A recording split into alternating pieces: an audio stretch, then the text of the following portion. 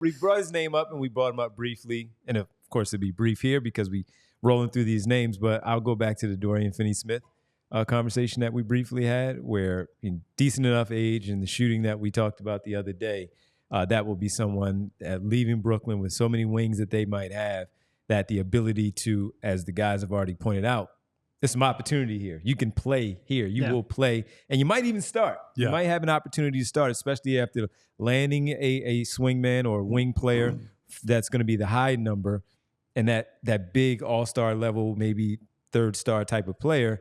You being a role player coming in here and being that other guy that can start in the role of what Nick Batum did. You just hope that knocking down that shot, the defense will be there. Of course, you can still run the floor, put the ball on the floor a little bit as well, athletic enough. It's really about the shot. Can he knock down the shots? He will take them. Will they fall is the question. And like I like to always say and try to get the guys to agree with me on that one a little bit, is playing with Joel Embiid is something that, again, he has not done. So when you have that type of player in that space, and he's a good cutter, he will flash to the paint. He go cut baseline and find that spot in the dunker spot and just find that open area. And he's physical enough where he can also take that contact, finish at the rim, and maybe get an and one in that possibility. So Dorian Finney-Smith on a decent contract, decent enough age still. He still has enough in him where that would be a player that I would look to target. Yeah. No, and he's somebody we talked about leading up to the trade deadline. It's just the asking price was apparently ridiculous. Mm-hmm. Yep. Agreed.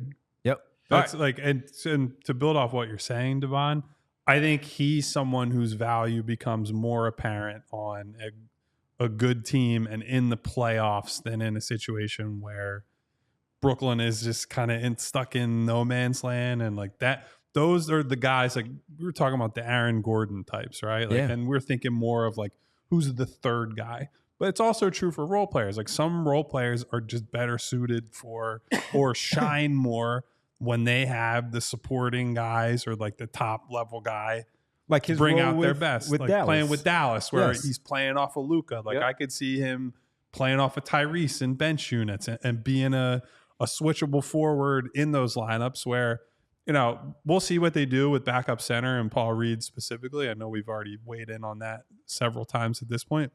But I think you saw Dorian Finney-Smith in some playoff settings play, not for long stretches of time, but play like some small ball five or lineups where it's like him and Maxi Kleber and guys who are like, it's more interchangeable than it is like, hey, Derek Lively's back there, or hey, Daniel Gafford's back there like they have now. And I thought he showed his worth a ton in those situations. And so the shot matters a lot. He still is not the reliable shooter you would want him to be. But I think in terms of the defensive value he can bring, even when the shot's not there, he's someone who's absolutely worth a look, depending on what it's going to take to actually get him on the team. Dorian Finney-Smith does have that player option for 15-3 this year. That's actually kind of an interesting number. Yeah. Because I'm not sure. Do we think he could get 15 a year in free agency this summer?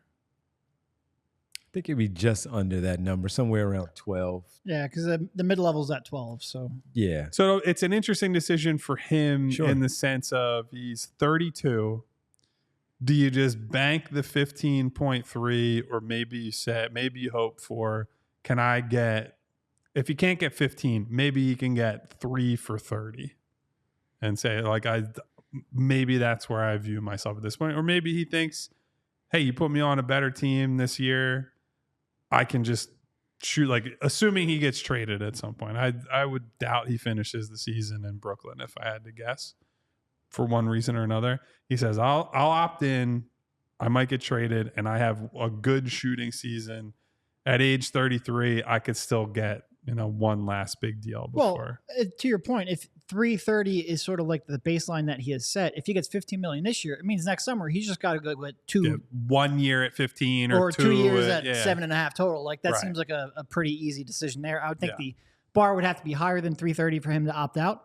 It's he's on the border of, I think, what he should do. It's a good question. Mm-hmm. So that one will hinge on how he and his agent look at it this summer. Yeah. I actually don't remember who he's represented by, so that will probably inform his decision, because some guys are, I'd say, more aggressive with their opting out and whatnot than others. Yep. We all silly like the mayor.